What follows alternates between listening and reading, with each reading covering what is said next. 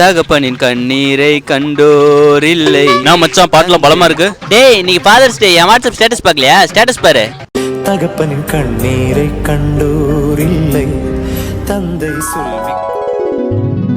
பா சுரேஷ் ரமேஷ் எல்லாமே எல்லாருமே வண்டி வாங்கி கொடுப்பா. எது வண்டி வேணுமா? நானே வாடகை கட்ட காசெல்லாம் என்ன பாடுபட்டுக்கிட்டு இருக்கேன். வண்டி வேணும் மயில் வண்டிக்கிட்டு இருக்கேன். நம்ம இருக்க டென்ஷன்ல எவ்வளோ ஏற்றிட்டு போறது வண்டி கேட்குறேன். மயில் யோ நிறுத்தியா? எவ்வளோ ஏற்றிட்டு போறேனா? ஆமா நான் எவ்வளோ தான் ஏற்றிட்டு போறேன். நீ காலகாலத்தில் கல்யாணம் பண்ணி வச்சா நான் எவ்வளோ ஏற்றிட்டு போறேன்?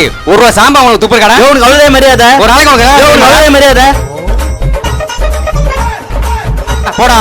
ஓ பயா போடா நாய. யோ பயா பாரு. யோ பயான்ட்டு எனக்கு வந்து பிறந்ததுக்கு ஒரு சனியே நிம்மதியா வேலை கூட பார்க்க கூடாது. வெக்கமா இல்ல? அது எப்படி ஃபாஸ்ட் டேனிங் மட்டும் இப்படி ஸ்டேட்டஸா போட்டு நடிக்கிறீங்க? உண்மையாலுமே குடும்ப கஷ்டத்தை புரிஞ்சவங்க கூட இப்படி ஸ்டேட்டஸ் போட மாட்டாங்க. தாலாட்டு பாடும் அடிங்க